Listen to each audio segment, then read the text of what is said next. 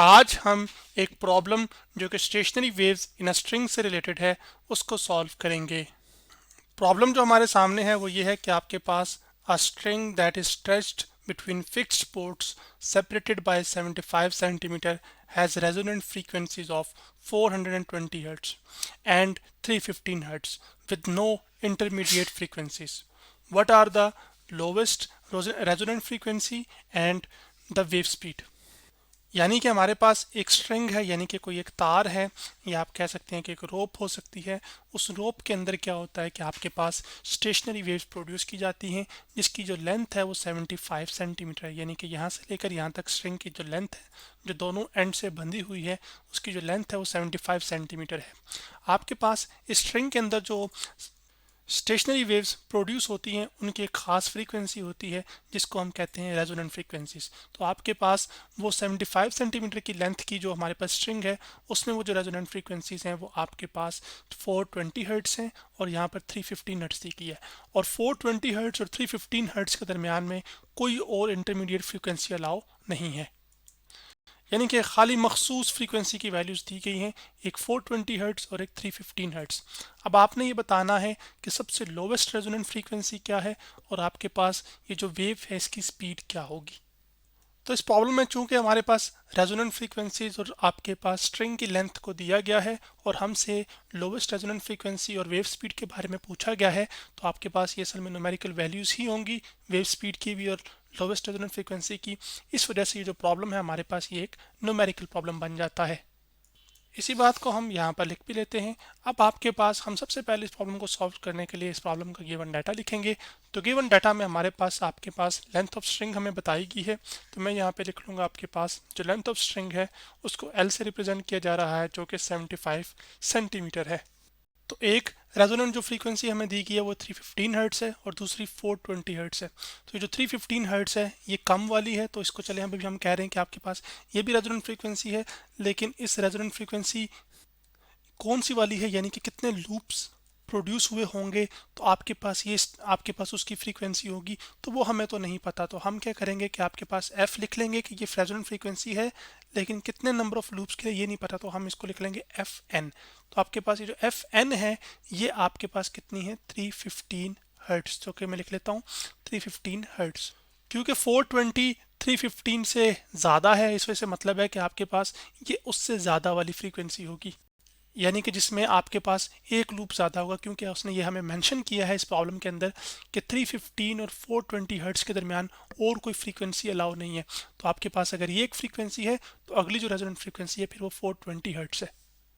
तो वो जो नेक्स्ट रेजोनेंट फ्रीक्वेंसी है उसको हम फिर किससे लेबल कर रहे हैं, आपके पास एफ एन प्लस वन से, यानी कि आपके पास यहाँ पर एफ जो कि फ्रीक्वेंसी है, जो कि हम कहते हैं कि एक वेव ने कितने साइकिल्स मुकम्मल किए एक सेकेंड में उसको, तो वो जो एन प्लस वन है हमारे पास यहाँ पर एफ एन प्लस वन वो कितनी है, वो 420 हर्ट्स है।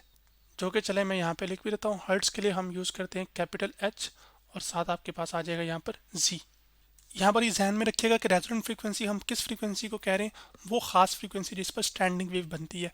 और स्टैंडिंग वेव आपके पास कैसे बनती है कि आपके पास अगर एक स्ट्रिंग के दोनों एंड्स फिक्स्ड हों, उसमें आपके पास अगर उसके सेंटर से हम उसको प्लग करें एक दफ़ा, यानी कि या नीचे करके छोड़ें या ऊपर करके छोड़ें, तो आपके पास क्या होगा कि एक वेव फॉरवर्ड की तरफ ट्रैवल कर रही होगी और वही वेव लग के आपके पास इस बाउंड्री से रिफ्लेक्ट होगी और इस तरफ जा रही होगी। तो इनके मिलने से क्या होता है कि आपके पास एक स्टेशनरी वेव पैदा होती है, और उस स्टेशनरी या स्टैंडिंग वेव की जो फ्रीक्वेंसी होती है उसको हम रेजोनेंट फ्रीक्वेंसी कहते हैं। अब हमने जो चीज़ मालूम करनी है इस प्रॉब्लम के अंदर वो ये मालूम करना है कि आपके पास सबसे लोवेस्ट रेजोनेंट फ्रीक्वेंसी क्या है, जिसको हम एफ वन का नाम देंगे यहाँ पर, क्योंकि सबसे लोवेस्ट रेजोनेंट फ्रीक्वेंसी वही होगी। उसके साथ साथ दूसरी चीज़ हमसे ये पूछेगी कि आपके पास वेव स्पीड क्या है, यानी कि वेव किस रफ्तार के साथ ट्रैवल कर रही है। अब यहाँ पर हमारे सामने जो सवाल है उसमें यह है कि हमने लोवेस्ट रेजोनेंट फ्रीक्वेंसी को फाइंड करना है। वो तभी हम मालूम कर पाएंगे जब हमें एन की वैल्यू पता हो। इसका मतलब ये है कि हमारे पास ये जो एन है जो कि आपको बताता है कि कितने नंबर ऑफ लूप्स बनेंगे। जैसे सेंटर से अगर आप प्लग करते हैं तो आपके पास एक इस तरह का लूप बनता है, तो आपके पास n इक्वल टू उसके लिए फिर क्या होता है 1। लेकिन अब यहाँ पर ये n की वैल्यू क्या है हमें ये नहीं पता। ये हम कैसे मालूम करेंगे कि आपके पास रेजोनेंट फ्रीक्वेंसी और जो नेक्स्ट रेजोनेंट फ्रीक्वेंसी है इनके दरमियान हम डिफरेंस लेंगे और वहाँ से फिर हम क्या कर सकते हैं कि आपके पास ये जो n की वैल्यू है वो मालूम कर सकते हैं। तो उससे फ़ायदा ये होगा कि आपके पास fn+1 की वैल्यू भी हमें पता है और fn की भी पता है। तो क्योंकि आपके पास ये वेव्स किसके अंदर प्रोड्यूस हुई, एक स्ट्रिंग के अंदर, जिसमें आपके पास n नंबर ऑफ लूप्स हो सकते हैं, तो हम उसी का इस्तेमाल करेंगे। तो आपके पास यहाँ पर क्या है कि सबसे पहले नेक्स्ट रेजोनेंट फ्रीक्वेंसी जो कि fn+1 होगी वो आ जाएगी। उसका हमने डिफरेंस लेना है किसके साथ, रेजोनेंट फ्रीक्वेंसी के साथ जो कि fn होगा।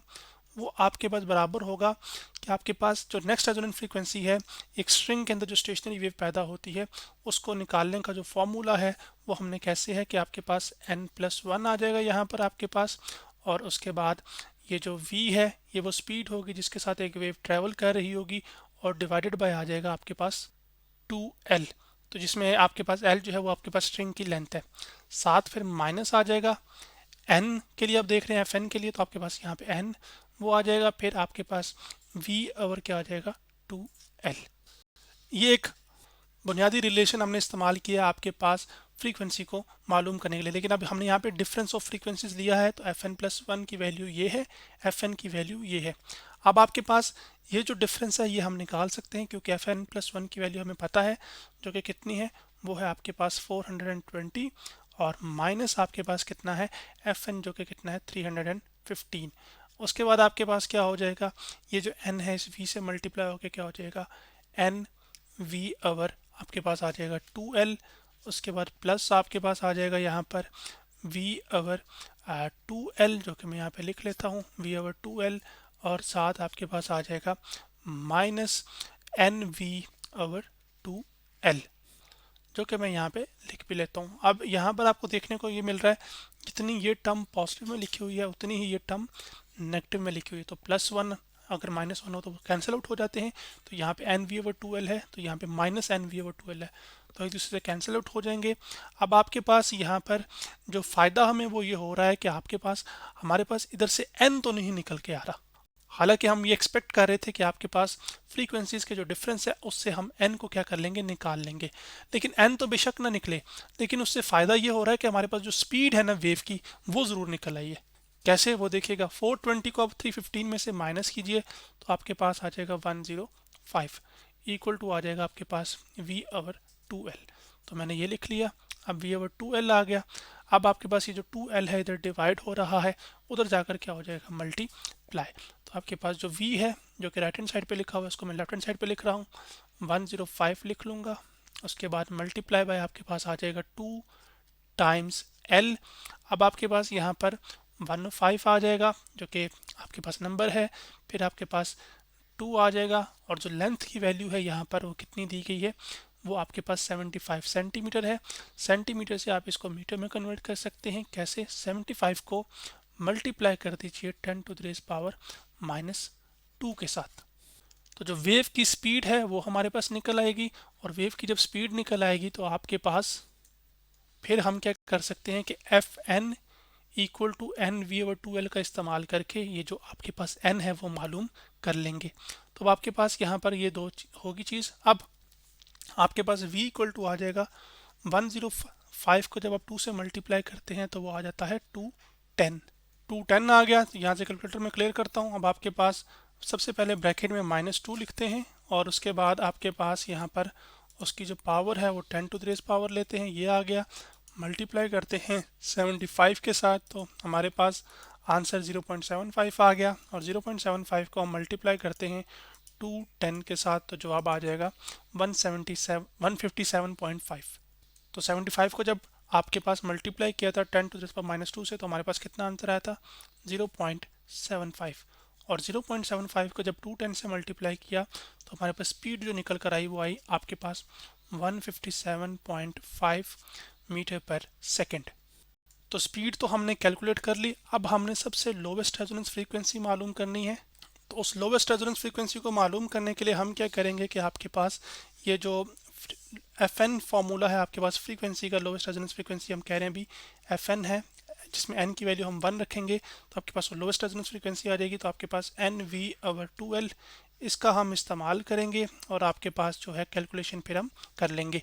तो आपके पास ये जो एफ एन है वो फिर आपके पास क्या आ जाएगा, एफ एन इक्वल टू आ जाएगा यहाँ पर n की जगह हम यहाँ पर 1 पुट कर देंगे क्योंकि लोवेस्ट रेजोनेंस फ्रीक्वेंसी है, और n की वैल्यू यहाँ पे 1 पुट कर दी। उसके बाद जो v है वो हमारे पास कितना है, वो 157.5 है, तो 157.5 लिख लिया, डिवाइडेड बाय आपके पास क्या आ जाएगा, 2l। तो 2 यहाँ पर आ गया, और जो लेंथ थी हमारे पास उस 75 को जब 10⁻⁻² से मल्टीप्लाई किया था हमने, तो 0.75 आई थी। 75 सेंटीमीटर थी ना, सेंटीमीटर से मीटर में जाने के लिए 100 से डिवाइड भी कर दो या फिर 10⁻⁻² से मल्टीप्लाई कर दो, बात एक ही है। तो 75 को जब 100 से डिवाइड करते हैं तो वो आता है 0.75। तो अब आपके पास यहाँ पर ये चीज़ आ गई। तो अब आपके पास 2 को 0.75 से मल्टीप्लाई करते हैं, जो कि मैं यहाँ पे कर रहा हूँ। 2 मल्टीप्लाई बाय आपके पास क्या आ जाएगा, 0.75, और ये कितना आ गया, 1.5। तो हम कैलकुलेटर से क्लियर करते हैं। आपके पास 157.5 को डिवाइड करते हैं आपके पास 1.5 के साथ, तो जवाब हमारे पास आ जाता है 105। इसका मतलब है कि जो लोवेस्ट फ्रीक्वेंसी थी आपके पास वो 105 हर्ट्ज थी, जबकि हमें जो फ्रीक्वेंसीज दी गई थी वो आपके पास क्या थी, यहाँ पर वो आपके पास 315 और 420 हर्ट्ज थी। तो 315 हर्ट्ज के लिए भी वो आपसे पूछ सकता है कि एन की वैल्यू क्या है, और 420 हर्ट्ज के लिए भी आपके पास वो पूछ सकता है कि एन की वैल्यू क्या है, यानी कि कितने नंबर ऑफ लूप्स बने होंगे।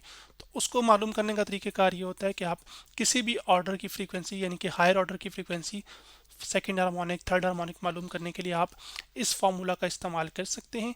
तो अब यहाँ पर यह है कि आपके पास आपको फंडामेंटल फ्रीक्वेंसी भी पता है, और आपके पास आपको ये भी पता है कि ये जो फ्रीक्वेंसी है जो कि रेजोनेंट फ्रीक्वेंसी है, अब आपको नहीं पता कि वो नंबर क्या है, तो लेकिन ये है पता कि 315 है।